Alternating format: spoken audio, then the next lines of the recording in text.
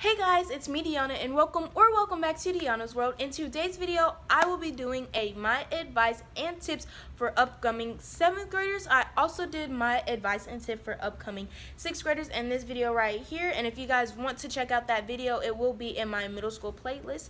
So you guys can just go to my playlist and go to my middle school playlist and it will be right there. But before we start, make sure you guys like, subscribe, and comment down below which videos you guys want me to do next. Also, make sure you guys follow all of my social media networks at dihannas.world. Now, without further ado, let's get started. Tuning in to Didi's World. Hit the like or the mentions if you feel this girl. Dropping fresh rhymes, weekly got bars for sure. Covering middle school topics, yeah, I have the allure. Tuning in to Didi's World. Keep it real, never fake, I'm the realest girl. Staying fresh, got the sauce, shining bright like a pearl. Guaranteed to bring sunshine to your world. So the very first thing I'm going to talk about is locker rooms. Now I know a lot of upcoming middle schools in general are scared of locker rooms and lockers. So first I'm going to talk about lockers. If you cannot open your locker, I suggest you don't use it. I'm saying this because if you don't know how to use your locker and you keep trying to open your locker but it just won't budge, you're not going to get your clothes out of your locker in time for gym to start. And if you don't, you're going to have to work out in your clothes that you came to school in, and that's going to be very, very uncomfortable. Also, in my school, I don't know about anyone else, but in my school, if you don't wear your gym clothes in gym, then you will get points docked off your gym grade and down goes your gym grade. So I don't know if that happens in other schools, but I'm sure it does. So I suggest you, if you can't open your locker, don't use your locker.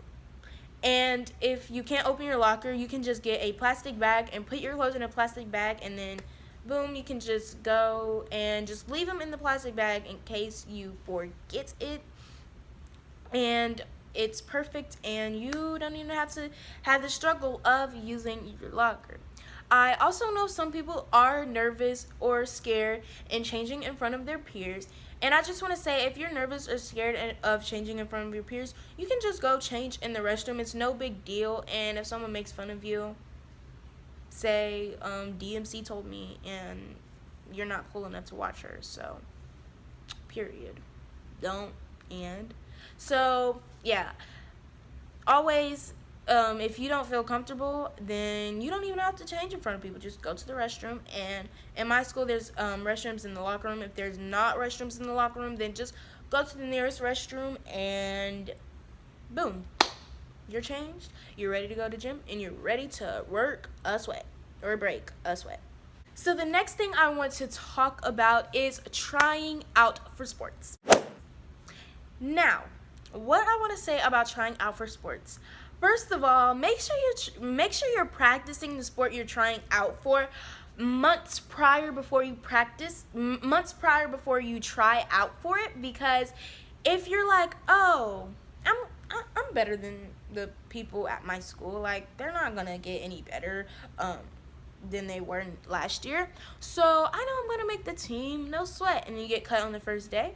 That's not going to be a very good look for you. Make sure you're practicing all through summer on the sport that you want to try out for, so you have the better advantage of making the team. Also, always be a good teammate, because you never know who's watching, and the coach is clearly watching you in tryouts because they're picking who they want for the team. So make sure you're being a teammate, because they'd rather have a teammate on their team and a good sport on their team than a selfish ball hog on their team. So make sure you're always being a good team player. So the next thing that I want to talk about is upper and lower classmen. Now that you are in seventh grade, you are no longer the youngest in the school. Yay! So you can finally pick on the 6th graders. Psych. Why would you pick on the 6th graders if you didn't like them? If you didn't like the 7th and 8th graders picking on you? You were just in 6th grade, so I don't see why there's a reason to make fun of the 6th graders. yeah. So I don't understand 7th and 8th graders who pick on 6th graders because they were 6th graders at one point and they didn't like when upperclassmen picked on them.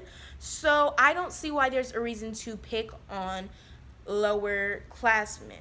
So if you're a 7th grader and you see another 7th grader picking on a 6th grader, what you should do is tell them to leave them alone, because it's not funny and it's not cute and it's not fair because you didn't like it when people told you. So let's just all remember the 5th grade golden rule: treat others the way you wish to be treated. So the next thing I want to talk about is grades. Now, grades do matter all through school: elementary, middle school, high school, and college. However, I think that grades in middle school, the grades that matter in middle school the most are 7th and 8th, because that's when you're going to, you're getting prepared for high school, and high school matters a lot. So 6th grade was pretty much a 5th grade 2.0, and it was like a 7th grade free trial. So yeah, 7th and 8th grade grades, your grades do matter. Make sure you guys are staying after school for those tutoring sessions, and if someone makes fun of you for staying after the tutor, say, okay, but I have a 95 in the class and you have a 72, so where's the room to talk now? Nowhere. It's nowhere to be seen. So make sure you guys are staying after for getting tutoring lessons. Make sure you guys are raising your hand in class, asking questions if you don't understand something, and make sure you're just paying attention and trying your best. And if you try your best, who knows, you could get straight A's or just even honor roll, and that is an accomplishment. So always try your best in school. So the next thing that I want to talk about is electives. Now, this is pretty much what transitioned or what changed from 6th to 7th grade. In 6th grade, usually you only have one elective, and you can only pick an elective out of 4. So it's orchestra, band, theater, and art. Usually in 6th grade, you only have 4 electives that you can choose from, and I chose theater. If you couldn't tell, action. Okay. So I picked theater, and you can pick anything you want in those 4. And then in 7th grade, you have a way better variety of things you can choose, because you can now have 2 electives. So you can continue on doing one of the 4 electives that you were doing in 6th grade, or you can choose a different elective that you want to do in 7th grade. And I know in my school they had like tech, principles of human services, foods and fabrics, and so many more. So you could choose from those, and you could keep your other elective. Now I chose orchestra and theater, so I kept theater from my 6th grade, and I chose orchestra for my second elective in 7th grade. So what I want to say about electives, what I want to say about electives. Okay, so in 7th grade and 8th grade, your electives do matter, because these are the things that will get you high school credits, and you need a certain amount of credits to graduate high school.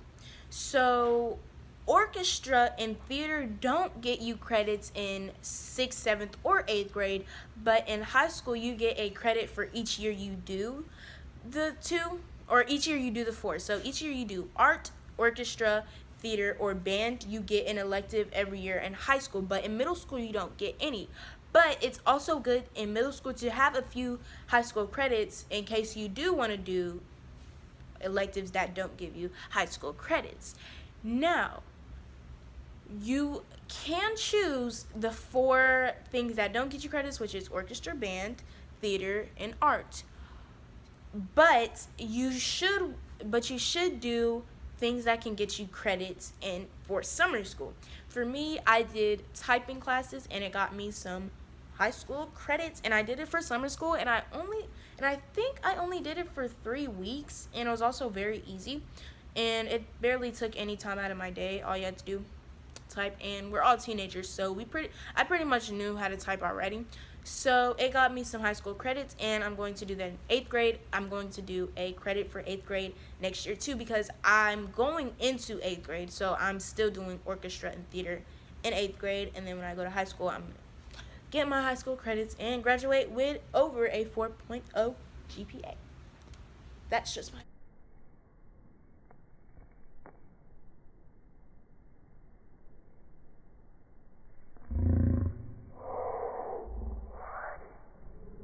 goal.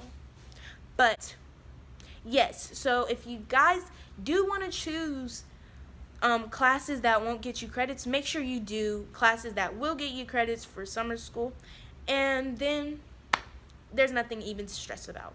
So the last and final thing, and it's probably what you've been waiting for this whole entire time, is boys and relationships. So I'm not an expert just because I've never had a boyfriend. However, I have seen The Vampire Diaries twice, and I watch a lot of teen romances. So I know a little something about boys and romance. Now, what I want to say about boys, if you are going to date a guy in 7th grade, which, I mean, it's not unnormal for you to date a guy in 7th grade, because that's when most girls get their first boyfriends, but I don't recommend you get a boyfriend in 7th or even 8th grade. I suggest you wait till high school or college or after all of that.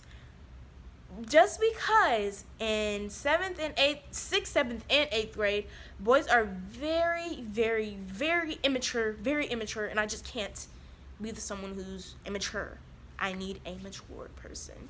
And in middle school, you're not going to find very many guys that are mature. But if you do want to date a guy in middle school, make sure you're with a guy who's not in drama. Make sure you're not with your best friend's ex, because nobody wants to see you and your best friend fight. And you don't want to lose your best friend over a guy, because that is very, very stupid. It's very stupid. So